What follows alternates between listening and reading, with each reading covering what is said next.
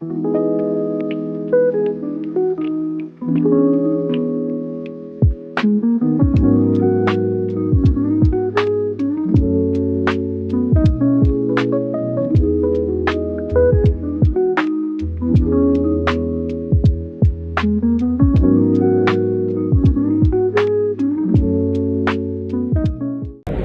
teman-teman semuanya, perkenalkan nama saya Nandika Febrina Fatsa.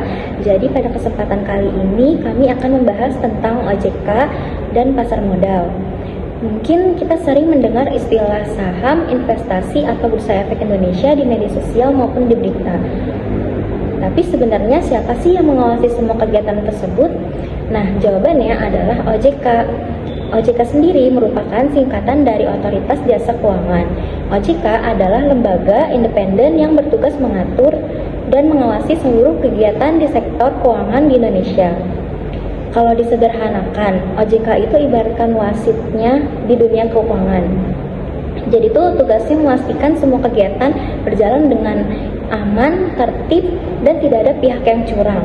OJK dibentuk berdasarkan Undang-Undang Nomor 21 Tahun 2011 yang tujuannya dibentuknya OJK adalah agar kegiatan di sektor keuangan berjalan dengan teratur, transparan, dan mampu melindungi masyarakat.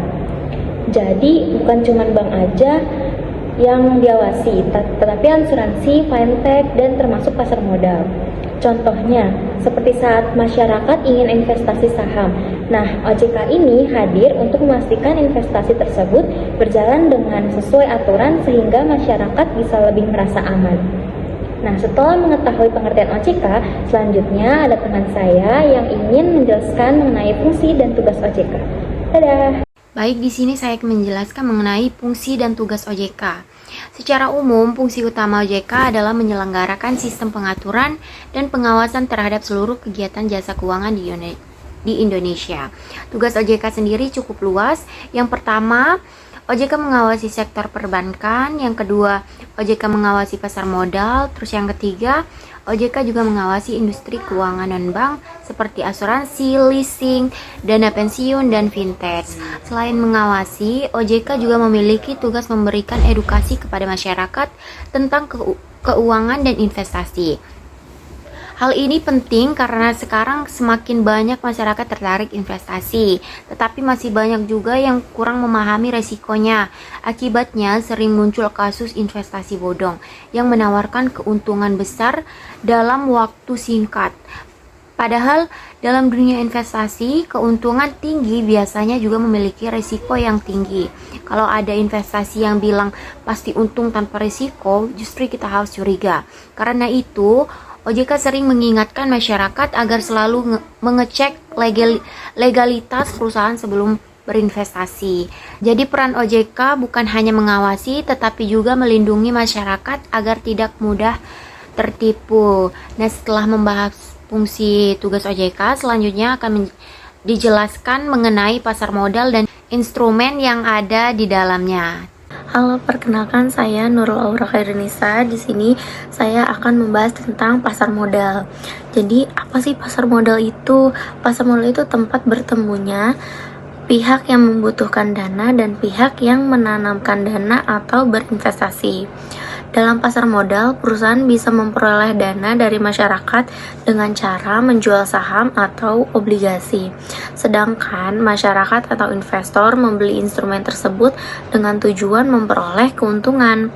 Kalau disederhanakan, pasar modal itu seperti tempat pertemuan antara perusahaan dan investor. Jadi, perusahaan yang akan menjual sahamnya, investor yang akan membeli sahamnya, kurang lebih seperti itu. Perusahaan membutuhkan modal untuk mengembangkan bisnis, sementara investor ingin mengembangkan uang yang dimiliki. Gitu. Di pasar modal terdapat beberapa instrumen investasi. Yang pertama itu ada saham. Saham itu apa sih? Saham itu tanda kepemilikan seseorang terhadap suatu perusahaan. Jadi, kalau kita beli saham, artinya kita beli sebagian kecil dari perusahaan tersebut. Nah, selanjutnya itu ada obligasi. Kalau obligasi ini apa? Obligasi ini surat utang yang diterbitkan perusahaan atau kepada para investor gitu. Lalu juga ada reksadana. Nah, reksadana ini apa lagi? Reksadana itu wadah investasi yang dikelola oleh manajer investasi profesional.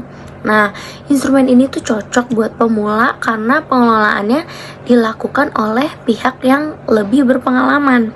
Tapi dalam investasi juga kita gak boleh asal-asalan karena ada beberapa resiko yang harus dipahami gitu, kayak harga saham yang bisa tiba-tiba naik atau tiba-tiba bisa turun tergantung kondisi perusahaan dan kondisi ekonomi gitu kayak saat ini. Karena itu investasi juga nggak boleh asal-asal kayak kita investasi cuma ikut tren aja gitu, nggak boleh ya teman-teman. Di sini kita juga investasi harus tahu, kayak nggak boleh juga kayak misal lagi viral aja gitu kita ikut investasi, nggak boleh ya. Semua harus dipikirkan secara matang gitu. Nah, setelah mengetahui pengertian pasar modal dan instrumennya, selanjutnya akan dijelaskan mengenai peran OJK dalam pasar modal. Oke, selanjutnya saya akan menjelaskan mengenai peran OJK dalam pasar modal. OJK memiliki peran yang penting dalam menjaga agar pasar modal berjalan lancar, sehat, transparan, dan juga adil. OJK mengawasi perusahaan yang ingin menjual saham kepada masyarakat agar memberikan informasi laporan keuangan yang jelas dan akurat. Tujuannya supaya investor dapat mengetahui kondisi perusahaan sebelum membeli saham yang ada di perusahaan tersebut. Selain itu, OJK juga mengawasi perdagangan saham agar tidak terjadi kecurangan seperti manipulasi pasar maupun insider trading. Selanjutnya, insider trading adalah tindakan pemanfaatan informasi rahasia perusahaan untuk memperoleh keuntungan pribadi. Tindakan seperti ini tentu merugikan investor lain dan membuat pasar menjadi tidak adil.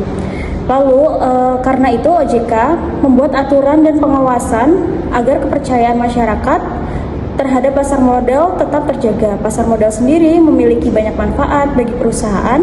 Pasar modal membantu memperoleh tambahan modal untuk mengembangkan usaha, sedangkan bagi masyarakat, pasar modal dapat menjadi sarana investasi untuk masa depan.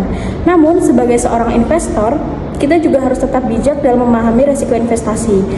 Jangan mudah tergiur atas keuntungan besar tanpa memahami cara kerjanya, karena investasi yang baik bukan hanya tentang mencari keuntungan saja, tapi juga memahami resiko dan juga mengambil keputusan dengan bijak dan tepat.